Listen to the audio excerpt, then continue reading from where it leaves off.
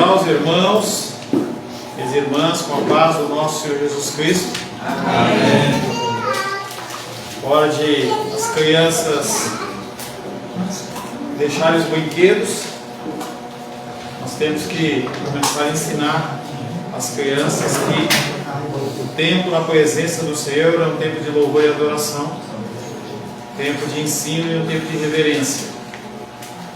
Crianças juntas gera conversa. Não é hora de tomar água, não é hora de fazer xixi, não é hora de fazer nada, agora é hora de sentar. Inclusive, Daniel. Vamos lá, Daniel.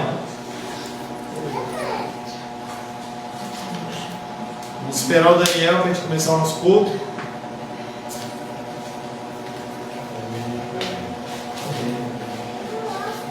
Como diz um pregador famoso, se o crente bebesse tanta água no dia a dia quanto bebe no culto, não teria problema de rim, né? Porque é uma coisa, é uma sede, entendeu? Uma coisa louca, né? Helena, fica lá do lado do papai e da mamãe, por favor. Fica aí, quietinha. Se é a maior, você tem que dar o exemplo. Hoje, dia de eleição. Gostei bastante da postagem do Moisés, independente de quem seja eleito, Deus é soberano. Nós temos que aprender os princípios bíblicos do cristianismo, que Ele controla todas as coisas e que toda autoridade é delegada por Ele para que possa haver tanto bênção como maldição. Não é o diabo, é o próprio Deus. Então, independente do que ocorrer, independente de quem for eleito, nós temos que orar pelos nossos governantes. Amém? Espero que você tenha tido um bom motivo quando está no dominical hoje. Às vezes eu fico olhando aqueles vídeos da igreja perseguida e como as pessoas elas se esforçam para estar na casa do Senhor e você tem oportunidade e você não aproveita. Eu já falei bastante hoje pela manhã. Eu não vou ficar repetindo isso, mas você tem que ver mais vídeos da igreja perseguida para que você possa entender qual é o contexto e a realidade do cristianismo fora do Brasil. E que as pessoas elas têm uma séria dificuldade para poder congregar e adorar ao Senhor. E você tem essa liberdade e por motivos diversos, e eu não estou aqui para julgá-lo, você vai julgar se é realmente uma coisa pontual, se é uma coisa importante você faltar na EBD por causa da eleição ou não. É você e o Senhor. Hoje o Nicolas foi o único que realmente mandou mensagem para mim e ele se justificou e eu falei para ele, olha, é você e Deus. A minha função é simplesmente alertar. Estávamos eu, Rosângela, Luísa e Menise hoje pela manhã e cada um sabe de si, cada sabe da sua salvação e da sua sede e fome do Senhor.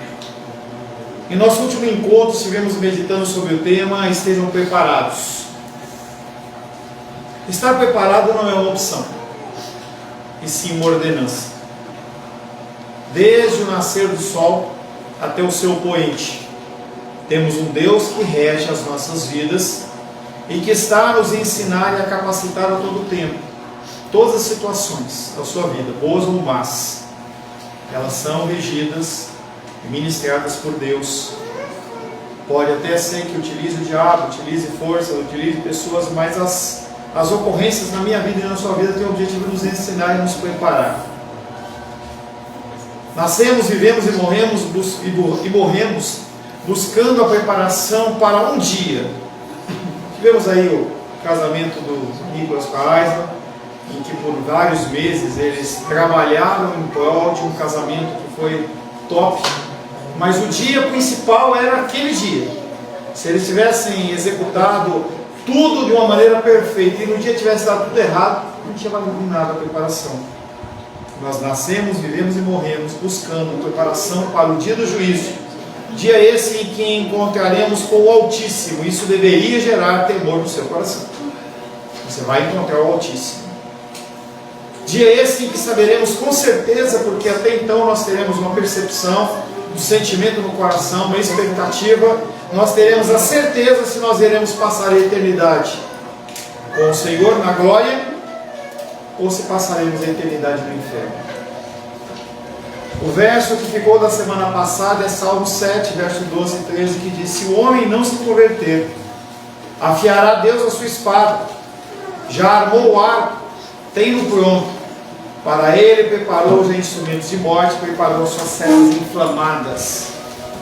Dura coisa é cair nas mãos do Deus vivo. Se buscarmos a preparação, cremos que seremos aprovados pelo Senhor em nossas obras. Uma consequência da nossa salvação e não uma causa, como nós temos ensinado. As suas boas ações, elas não te elegem para a salvação, mas porque você é salvo, você tem que agir de uma maneira mais positiva e mais conforme a palavra do Senhor. Se vivermos uma vida dissoluta e pecaminosa, estaremos preparando o terreno para a atestação da nossa perdição. O recado que fica é: busquemos o Senhor e sejamos obedientes, enquanto podemos achar. Tudo isso para a glória, honra e louvor do nosso Deus. A palavra de hoje tem como título Apenas Confie. Tem muito a ver com os nossos louvores. Há situações em que você pode apenas confiar. É um salto no vazio. Diz as historinhas e ilustrações das Escrituras que tinha um homem que foi subir um alto monte. E cada 2 metros, 3 metros, ele batia aquele ferrinho para que ele não, se ele caísse, ele não fosse descer muito. Em certo momento ele escorregou, ele tinha ido escalar vazio, sozinho, e ele escorregou, ele bateu a cabeça e ele apagou. E na madrugada ele acordou com frio, sem ninguém saber que ele estava lá. E ele, cristão, orava a Deus e dizia: Deus, me livra desse mal, me dá uma luz, me dá uma direção. E ele ouviu uma voz dizendo: corta a corda. E ele começou a repreender Satanás de todas as maneiras, e orava cada vez com mais fervor. E Deus falava para ele: corta a corda. E ele ficou naquela guerra, como Jacó guerreando com o anjo, mas naquela guerra, naquela luta ele perdeu. Quando foi na madrugada, a temperatura caiu abaixo de 0 e aquele homem faleceu, congelado, pendurado. Quando a equipe chegou naquele local para iniciar as buscas, encontrou ele congelado e morto. E ele estava a um palmo no chão. Apenas confia. A nossa palavra de fechamento desse Salmo 7. Um Salmo 7 que falou de um tempo de perseguição de Saul em relação a Davi. Um homem que não tinha nada e era perseguido por todos. Apresenta a sua justiça em vários versículos e clama pela ação de Deus. Quero convidar você a abrir a palavra de Deus em Salmo 7. Se Deus assim o permitir, nós estaremos iniciando o estudo de Efésios semana que vem.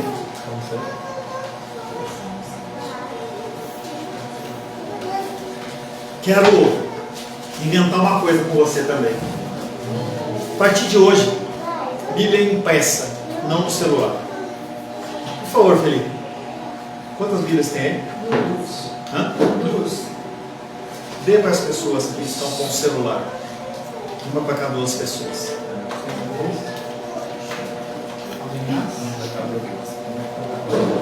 Distribua uma Bíblia só para cada 2 pessoas. Tá? Não é frescura, direção de Deus. Você tem que se habituar a manusear as Escrituras, não aplicativos. Parece que a Bíblia no celular ela fica menos santa. Entendeu? Menos santa. Se num momento você não tem como ler as Escrituras em algum local, amém. Mas na igreja, vamos primar por cada um trazer a sua Bíblia. Conforme a criança vai crescendo, compre uma Bíblia para a Helena, compre uma Bíblia para a Manu. Essas crianças elas têm que começar a entender que o culto tem que participar da Bíblia. E a Bíblia escrita. Amém? Amém. Assim diz a palavra de Deus em Salmo 7. Pais que estão ensinando os filhos, é normal, as crianças elas estão acostumadas com a brincadeira, e é normal a criança, ela quer brincar, e é isso que nós temos que ensinar, tá? Assim diz a palavra de Deus em Salmo 7, canto de Davi, entoado ao Senhor, com respeito às palavras de Cuxi o benjamita. Senhor Deus meu, em ti me refugio, salva-me de todos os que me perseguem e livra-me, para que ninguém como leão me arrebate, despedaçando-me, não havendo quem me livre. Senhor meu Deus, se eu fiz o que de que me culpam, se nas minhas mãos há iniquidade, se paguei com o mal a quem estava em paz comigo, eu que poupei aquele que sem razão me oprimia, persiga o inimigo e minha alma alcance-a. Espezinhe no chão a minha vida e arraste no pó a minha glória. Levanta-te, Senhor, da tua indignação. Mostre a tua grandeza contra a fúria dos meus adversários. E desperta-te em meu favor, segundo o juízo que designaste. Reúnam-se ao redor de ti os povos, e por sobre eles remonta-te às alturas. O Senhor julga os povos. Julga-me, Senhor, segundo a minha retidão e segundo a integridade que há em mim.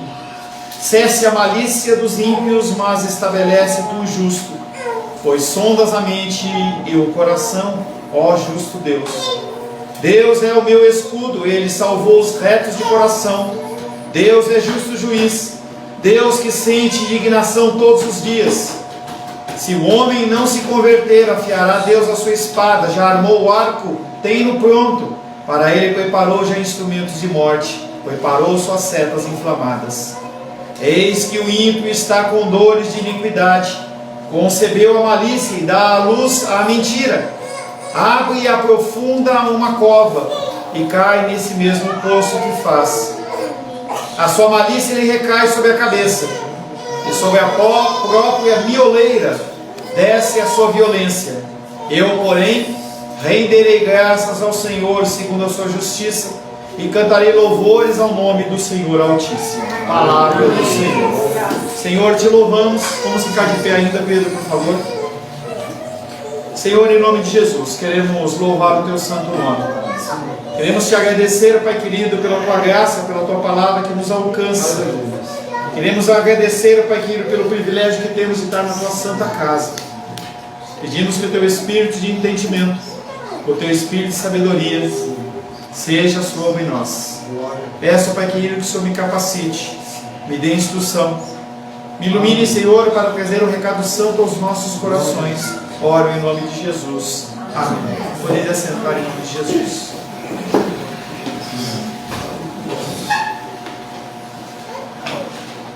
Apenas confie. Salmo 7,14 é o primeiro verso que nós vamos meditar, que diz: eis que o ímpio está com dores de iniquidade, concebeu a malícia e dá à luz a mentira. Até aqui Davi mostrou quão grande e terrível era o perigo que o cercava. Davi passava perigo de morte. Nesse versículo ele começa a zombar de Saul e de suas presunçosas e tolas tentativas. Davi declara que haviam fracassado em consumar o seu objetivo. E a palavra de hoje tem como cunho a confiança. Havia certeza da ação divina, mas a conclusão dos intentos sobre ele era algo ainda inesperado. As situações que regem a sua vida muitas vezes não são patentes aos seus olhos da resolução, mas Deus está nos altos céus controlando. Amém. É uma certeza que você tem que construir no seu coração. E ele começa esse versículo dizendo: eis, depois de sentir as dores e dar à luz a perversidade como se tivesse concebido injúria, finalmente nada nasceu senão vento e vaidade. É exatamente isso que acontece na sua vida em relação à ação ou intento do maligno para a sua destruição. Ventos e mais nada que isso. Deus frustrou as suas expectativas e destruiu todas essas tentativas perversas. O que você tem que fazer? Manter-se alinhado com o Senhor. Se você estiver debaixo do guarda-chuva do Senhor, não é o guarda-chuva dessa igreja, por muito tempo eu entendia que havia um guarda-chuva espiritual, que o pastor, o bispo, quem quer que seja, tinha. Misericórdia se você estiver debaixo do meu guarda-chuva. Meu guarda-chuva é tão furado como você. Nós temos um guarda-chuva espiritual que é no próprio sangue do Cordeiro, e Ele é que nos protege e nos livra de todo o mal. Iniquidade e malícia representam aqui uma espécie de violência e ultraje que Saul intentava infligir sobre Davi, e nós vimos toda a mentira que foi levantada. Davi ele se colocava numa situação em que ele queria ajudar, e ele foi mal interpretado. Eu me identifico com Davi nessa situação. Nós fomos convidados para ajudar no pastoreio de uma igreja com 7 congregações aqui em Brasília. E o nosso objetivo era apenas ajudar. Não tinha intento nenhum de tomar o lugar do pastor, não tinha ideia nenhuma disso, mas ele começou a ficar incomodado. Semelhante com Davi, ele começou a ficar incomodado. E toda uma situação começou a ser criada, e as pessoas elas começaram a ouvir aquele homem: Júlia, ó, silêncio, fala baixinho, tá? O tio está falando agora. E aí todo mundo começou a ser impactado. Não tem graça nenhuma, não sorriam para a criança quando eu exortar ela. Quando você exorta uma criança e logo depois alguém dá um sorriso e dá uma risada, a pessoa vai falar assim, o bebê vai falar assim: será que eu obedeço ele ou obedeço quem está dando risada? Esse cara sério, rosto sério, ninguém repreende ninguém dando risada, não existe isso. Por isso que as pregações do Evangelho em que há piada, isso não é pregação do Evangelho. Nós estamos falando de vida e morte. Isso não tem nada de engraçado, é tudo muito sério. Então passávamos por aquela situação, e acho que culminou naquele momento em que aquele homem falou para mim: olha, você não está mais comigo. E eu falei: como é que eu vou ficar mais 6 meses aqui? Porque era um tempo que ele tinha dado lá, junto do conselho. E ele olhou para mim e falou assim, bem lembrado: a partir de amanhã, você não pisa mais o pé aqui.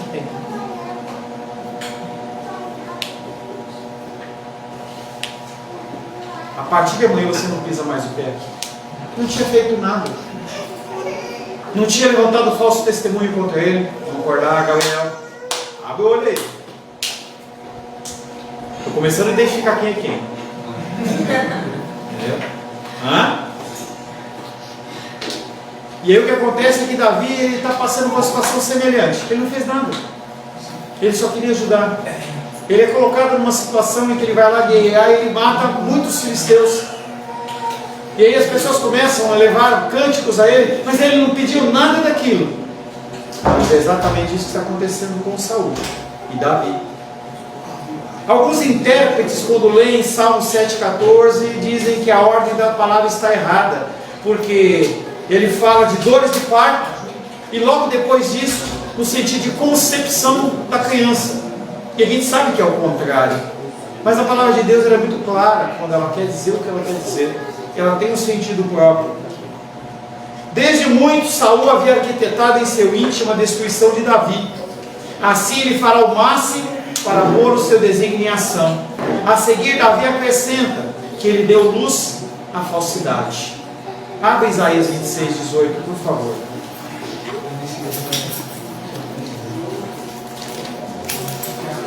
Isaías 26:18. Não trouxemos à terra livramento, não nasceram moradores do mundo. Ele está falando sobre essa condição da ação do homem, pela força do homem, e a geração apenas de vento. Apenas de vento. Fala de forma semelhante, Isaías 26:18, dos incrédulos que dão a luz ao vento, quando o seu sucesso não corresponde aos seus intentos. Nós temos visto as eleições e os debates. Se você de alguma maneira assistiu uma parte, você vê que as pessoas elas não estão lá para debater nada, elas estão apenas para se acusarem. De alguma maneira eles querem que a imagem do outro seja depreciada de alguma forma. É isso que eles querem, e é isso que o mundo quer em relação a você. As pessoas elas querem depreciar a sua pessoa. Portanto, vimos assim que os ímpios, tramando secretamente nossa ruína, nós devemos lembrar que eles falam falsamente a si próprios, eles apenas se enganam. Quando a pessoa levantar uma mentira em relação a você, não dê tanta importância. Porque se você ficar gastando sua energia com o que falam de você, você vai deixar de viver o hoje. Você vai deixar de aproveitar momentos que são tão especiais na sua vida, simplesmente porque você está preocupado que alguém fez um comentário em relação à sua pessoa. Aqueles homens enganaram-se a si mesmos e eles não conseguiram executar o que desejavam em seu coração.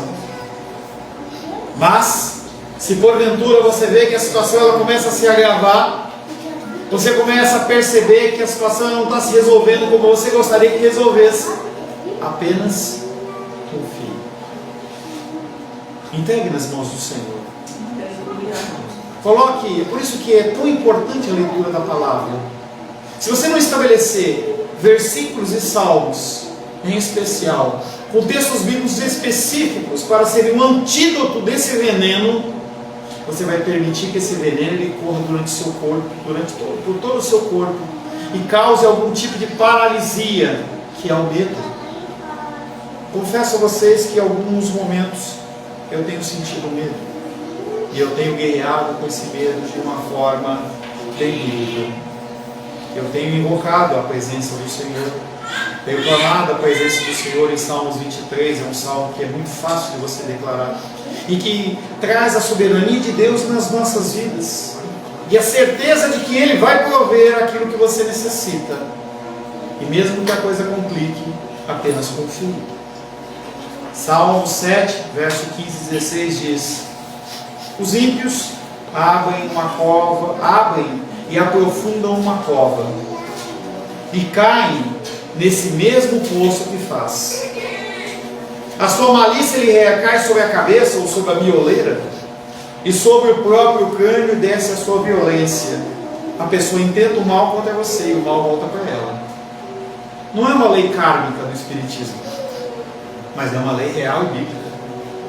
As pessoas que intentam mal contra você, invariavelmente vão receber o mal que elas estão desejando por você.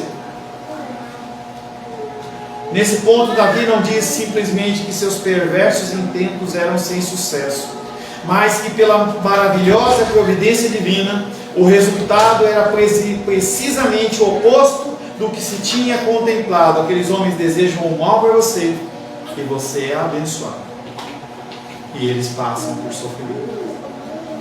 Nem todo câncer vem de falta de perdão, mas muitas condições de câncer vêm de falta de perdão.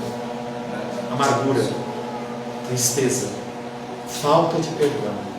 Pessoas te magoaram. É uma realidade. Eu tenho as minhas histórias, você tem as suas histórias. Pessoas nos magoaram de uma forma incompreensível. Mas se você guardar no seu coração mágoa, vai fazer mal para você e não para o outro. É uma realidade. Nosso corpo ele não consegue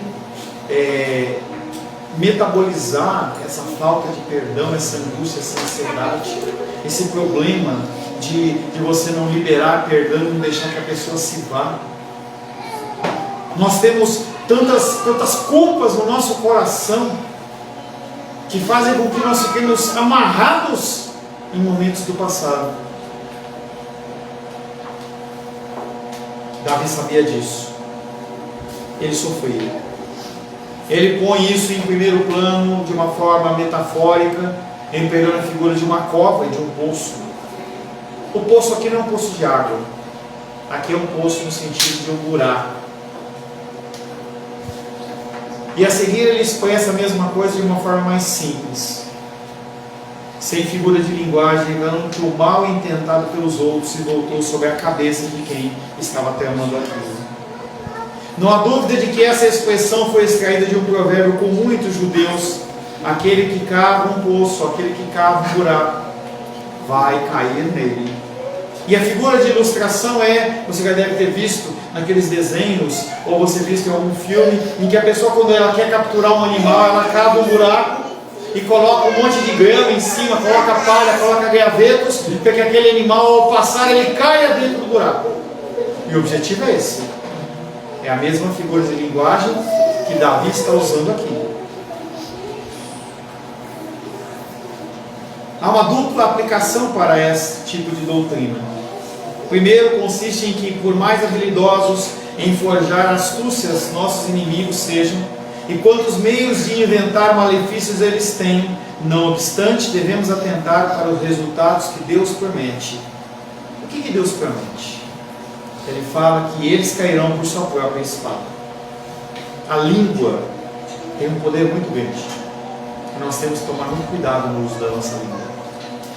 Repreendo casais em discussões e problemas, em especial quando eles falam: estou indo embora, não está satisfeito, não quero mais. Parece que a gente usa as palavras mais malignas, mais peçonhentas, para ferir aqueles que estão mais próximos a nós. Você casado, nunca faça isso. Não use essa forma. Se você realmente quer agir dessa maneira, haja, mas não fica lançando essa palavra. É uma palavra que é tão dura. Quando a gente vê as pessoas que estão com armas, um dos princípios das pessoas que andam armadas, eu não sou a favor de armas, não sou a favor. Já tive uma arma na época que eu, lá em São Paulo, era bem jovem, na idade do Nicolas, do Felipe, eu praticava tiro ao alvo, e eu lembro que eu tinha uma pistola, 9 tiros, 12 tiros, sei lá quantos tiros, uma 380, e uma vez eu cismei de andar com aquela arma debaixo do carro, debaixo do banco. E eu fiquei muito macho naquela época. E qualquer coisa eu colocava a mão na arma. Eu não sou adepto da arma. As pessoas falam sobre segurança. Pessoal, não é uma doutrina bíblica, não é algo que eu estou querendo que você tenha. Não, é eu. E aí eu olhava para aquela situação e eu falava assim: será que eu vou confiar nisso aqui? Será que isso aqui é a confiança? Mas as pessoas, elas usam a nossa língua da mesma maneira que a arma. E agridem as pessoas. Casais falam isso. Estou magoado com minha esposa, estou magoado com meu marido.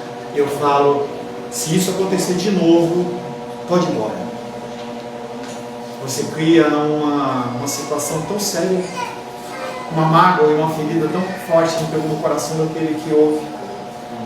E Deus fala que aqueles que proferem esse tipo de situação, que agem dessa maneira, gerando mentiras, gerando escândalos, a espada que eles proclamam vai cair sobre a sua própria cabeça.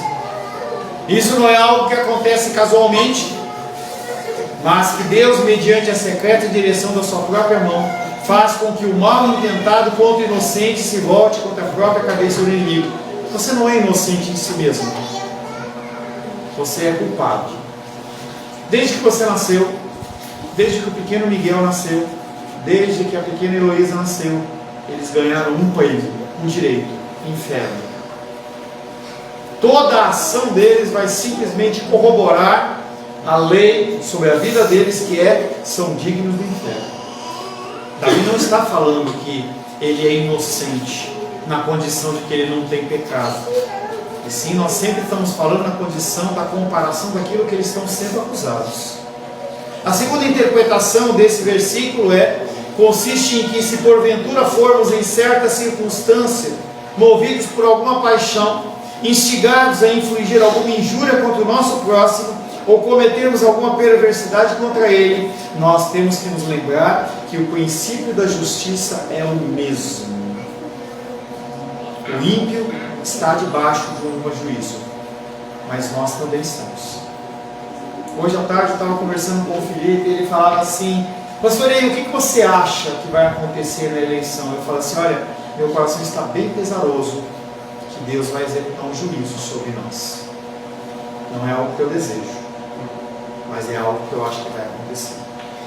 Tinha saído ontem com a Rosângela e estávamos lá na Asa Norte, e o que aconteceu bastante era movimentos homossexuais, movimentos de pessoas contra o governo, eu não estou defendendo o governo, mas as pessoas elas estavam levantando algumas bandeiras que eram totalmente contrárias contra o cristianismo, e aquilo me assusta. Talvez seja necessário um aperto desse, um arroxo desse, para que nós deixemos de ser frouxos. Você é frouxo. Quando eu leio os testemunhos da igreja perseguida, eu vejo cada vez mais que eu sou um crente frouxo. Vi um vídeo hoje, no dia de hoje, mostrando uma mulher saindo lá, corrida da Síria. O marido colocou ela no lugar lá e ficou lá tentando resolver, ganhar um dinheiro. E ela lutando ali. Nós somos frouxos. Mandei um vídeo da igreja perseguida. Você não precisa levantar a mão, mas você assistiu aquele vídeo que eu mandei para você? É bom que você não assista. Você não fique com vergonha. Você continue nesse entendimento do que o seu cristianismo é um cristianismo extremamente espiritual e não é. Você é frouxo. Se nós fôssemos colocados em qualquer situação dessa, nós veríamos como nós somos fracos na fé. E aí eu volto, porque tem o contexto, a tua ausência na escola dominical hoje. Nesse fim de semana, estava lá no retiro. E aí o missionário estava falando das dificuldades que se passa lá. O missionário que nós abençoamos. Quando você coloca a sua oferta, nós ajudamos o missionário que vai para Moçambique. Ele falou que quando ele esteve lá em 2015, está voltando agora em início de 2023, ele falava que a grande dificuldade que ele tinha, uma delas era a alimentação. E ele chegou no mercado, e ele chegou naquele mercado lá procurando arroz. Quando ele chegou lá, ele encontrou um monte de cocô de rato nas prateleiras. E ele ficou ali procurando um saco de arroz que não estava mordido por rato. Quando ele olhou para o pé, os ratos estavam no chão, passando. E ele falou, olha a dificuldade. E ele falando que lá, ele instrui os pastores, instrui as pessoas dentro do cristianismo. E lá naquela região de Moçambique tem mais de 26 idiomas. É o português, mas misturado e com uma salada que a pessoa tem que entender cada dialeto. E tem um missionário lá que está 8 anos só para criar uma gramática para poder traduzir a Bíblia para as pessoas poderem ler. E ele fala que ele dava aula no seminário para os pastores. E aqueles homens, eles saíam depois de trabalhar o dia inteiro, saíam às 18 horas da sua casa. E iam a pé porque não tinham nenhum tipo de transporte. No meio, literalmente, de cobras, leões, hienas e animais selvagens. Chegavam lá, depois de 2, 3 horas de caminhada, sentavam, aprendiam o que tinham que aprender. Quando eram 9h30, 10 horas, eles eram dispensados e voltavam pelo mesmo caminho de perseguição. E aí você fala para mim que apesar de eu ter diminuído a escola dominical, você não conseguiu encaixar o teu tempo de votação para você estar na escola dominical, para você ouvir a palavra do Senhor.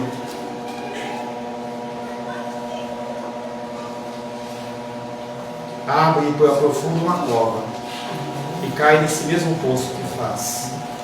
A imagem é tomada do método oriente comum de apanhar leões e outros animais selvagens, cavando poços nos pontos onde eles eram observados, que eles frequentavam. É aí que o inimigo põe para você armadilhas. Ele olha para você e fala assim, é muito longe, é muito cansativo. Você já trabalhou a semana inteira. Vi essa semana também um testemunho de um missionário que inaugurou um trabalho de missões na China. E aquele homem andava por toda a China, perseguido, humilhado, dormindo em más estalagens, numa condição, mas todo dia ele acordava 4 horas da manhã. E ele meditava nas Escrituras das 4 às 6 da manhã, que era o local onde havia menos tempo de atrapalhar as pessoas fazerem barulho. E você está cansadinho. E você não tem energia para você acordar e meditar na Santa Palavra. E aí sabe o que acontece quando vem a luta de dificuldade? Você liga para mim e você fala assim, eu estou passando por luta de dificuldade. Eu pergunto, você está lendo a Bíblia? Você está lendo as Escrituras? Você está meditando e orando? Ou você acha que você vai virar essa mesa apenas com a força do seu braço? Deus olha e fala assim, vamos ver até onde ele vai. Vamos ver até onde ela vai. Ativos e diligentes são aqueles que têm um poço aberto e a cova preparada. Eles fazem de tudo, exploram tudo e não se sentem satisfeitos de ter apenas cavado um poço, mas o ampliam e o aprofundam tão fundo quanto lhes for possível, para que tenham como destruir e subverter o inocente. Mas na tua situação, ele não precisa nem abrir o buraco, porque quem abre o buraco é você. A sua falta de dedicação às coisas do Senhor é patente. Falei hoje pela manhã e falo de novo. A gente não tem só aqui falar das coisas ruins. Vez e outra eu sou surpreendido. Ano passado fui surpreendido pela Mariana, quando ela falou da fome e sede dela na palavra, a alegria dela, ela mostrando para mim a alegria, eu vi a empolgação dela. Espero que volte logo. Essa semana a Aisla entrou em contato comigo e falou assim: Pastor Paulo, eu quero meditar em alguma coisa. Eu vou estudar Efésios. O senhor está falando que vai estudar Efésios? Eu falei assim: não, parte para estudar alguma coisa que já está gravado. Dei o site, ela foi lá, está lá meditando. Essas coisas me espantam, porque a grande maioria está cansado demais para fazer qualquer coisa. Mas com certeza a Aisla, ela não tem nada a fazer o dia inteiro. Nada. Como é que ela vai ter tempo para ler as Escrituras? Como é que ela vai ter tempo para meditar num vídeo? Não tem tempo. Como é que ela consegue? Não sei. Pergunta para ela. Senta com ela e pergunta assim: o que acontece? Depois que você casou aí, você está em casa aí das 8 às 18, não faz nada, é isso? Pergunta para ela. Salmo 7,17. Diante das lutas, diante das dificuldades, diante das perseguições, Davi, ele se coloca numa posição e ele diz: eu, porém, renderei graças ao Senhor, segundo a sua justiça, e cantarei louvores ao nome do Altíssimo. Ele está livre das lutas, mas o que ele vai fazer? Render graças ao Senhor. Abacuque faz a mesma coisa, mesmo que a figueira não floresça. Abacuque 3. Mesmo que eu olhe para a árvore e não veja o fruto da vide, eu olhe para o curral e eu não veja gado, vou confiar no meu Deus. Aleluia. São duas opções que você tem: ou você continua gemendo, ou você entrega o fardo pesado nas mãos do Senhor e pega dele o fardo leve. Uma vez que o desígnio de Deus nos livramentos que conquista para os seus servos é para que ofereçam em troca o sacrifício e louvor, Davi aqui promete que reconhecerá com grande gratidão o livramento que recebeu. E ao mesmo tempo afirma que a sua preservação da morte era com certeza uma obra de Deus. Mesmo que eu ande no vale da sombra da morte, não temerei mal nenhum, porque o Senhor está comigo. Amém. Ele não poderia de fato e de coração ter atribuído a Deus o louvor do seu livramento, caso não tivesse plenamente convicto de que não havia poder humano para o livrar. Você vai ter que entrar numa situação sem volta para você confiar em Deus. Se você tiver que entrar numa situação sem volta, financeira, emocional, saúde, Deus ele vai permitir. Ele, Davi, pois, não só promete demonstrar gratidão devido ao seu libertador, mas também confirma numa só palavra que ele repetirá ao longo de todo o salmo, que ele teve a sua vida livre graças a Deus, o qual não permitiu que Saul destruísse. A justiça de Deus aqui deve subentender a sua fidelidade, através do qual ele mostra-se bom para com os seus servos e com os seus servos somente. Só com os filhos ele age desta maneira. Ele defende e preserva as nossas vidas. Deus não encerra nem oculta de nós a sua justiça nas profundezas da mente, como eu e você o fazemos. Nós saímos do culto falando assim: eu vou ler, eu vou orar, eu vou meditar. E parece que essas palavras, elas são que nem o Doril, tem o efeito de 1 ou 2 horas. Quando você acorda na segunda-feira, parece que tudo ficou para trás. Mas com Deus não é assim. O que Ele decreta, Ele cumpre. Esse salmo é a súplica de um inocente. injustamente acusado, que apela ao tribunal de Deus no seu tempo. Isso define a circunstância que esse salmo foi escrito. Mas como que eu vou aplicar um salmo desse que foi escrito há mais de 2.000 e poucos anos atrás, talvez 3.000 anos atrás, nas nossas vidas? O ponto de partida é a leitura cristã do texto de 1 Pedro 2,23 que nós já meditamos, que fala sobre a condição do homem que se entrega ao juiz justo. Nós temos o exemplo de Cristo, e Pedro tira a aplicação aos cristãos num texto onde encontramos o tema de juízo e do sofrimento inocente. Se você é servo de Deus, se você é filho de Deus, se você é discípulo de Deus, não acha que você vai ter livramentos que o seu próprio Jesus Cristo não teve. Você não é melhor do que o seu Senhor. Porque Ele passou, você vai passar. É claro que sempre você pode optar por religiões mais light. Tem muitas religiões de toda sorte e espécie. Se você digitar lá no Google religiões, deve aparecer uma lista completa ali de muitas e muitas religiões com as suas características. E tem algumas que prometem que você não vai ter luta e dificuldade nenhuma. Vai ser um tempo zen. Talvez eles até te deem uma mortalha, uma roupa branca, amarela, rosa, sei lá, para que você possa meditar e fazer alguns barulhos tipo... Mas se você é cristão, o que vai caminhar do seu lado todos os dias da sua vida chama-se rejeição, sofrimento, lutas e dificuldades. Mas nós temos um Deus que cuida de nós. Amém. Na história humana o julgamento está secularizado. Nós olhamos a situação da justiça brasileira e nós muitas vezes não confiamos no que pode acontecer. Essa evolução natural torna mais necessário cada vez mais o juízo infalível de Deus sobre e para além da história. Apesar de nós termos juízes iníquos, de pessoas que decidem de uma forma contrária a nós, o julgamento final é do Senhor. E esse julgamento ele não falha. A igreja perseguida não pode dizer como Cristo que não pecou. Eu não posso dizer que eu não peco. Eu peco. E sempre que eu falo com vocês, eu falo, o maior pecador desta igreja chama-se Paulo César. Eu. Quando você se identificar no meio de um grupo de pessoas, fale, eu sou mais pecador. E você explica aquilo. É uma forma de você mostrar que você não é melhor do que as pessoas. Porque muitas vezes nós cristãos, nós nos mostramos como melhores que os outros. E isso faz com que as pessoas fujam. Nós não somos melhores do que os outros. Nós apenas temos um Deus que cuida de nós. Amém. Glória a Deus.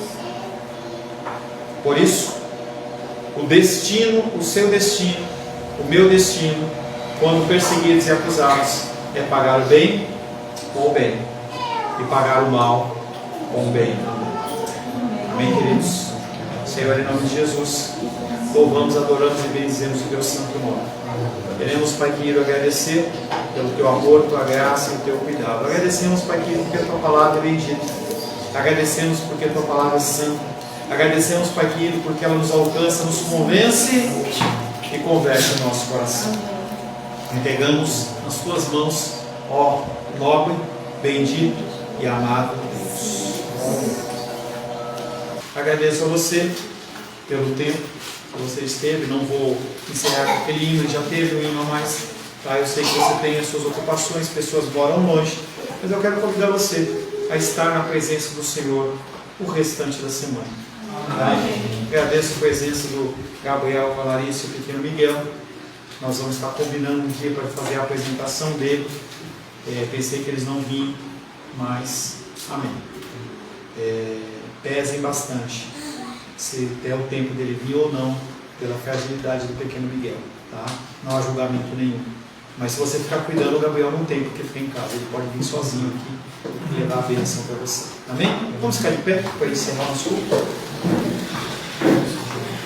Senhor Deus e Pai, te louvamos também, Pai querido, porque o Senhor é bom nas nossas vidas, não só na nossa área financeira e material, mas o Senhor tem nos suportado nas nossas emoções, Em todas as coisas, Pai querido, tem sido fiel a nós. E nós pedimos que o Senhor estenda, Pai querido, o seu manto de graça e misericórdia sobre a nossa vida nesse mês que se inicia. Que o amor de Deus Pai, e a graça salvadora de Jesus Cristo, que a consolação do doce Espírito Santo seja sobre a nossa vida hoje e sempre. Amém, amém. Vamos em paz e que o Senhor nos abençoe.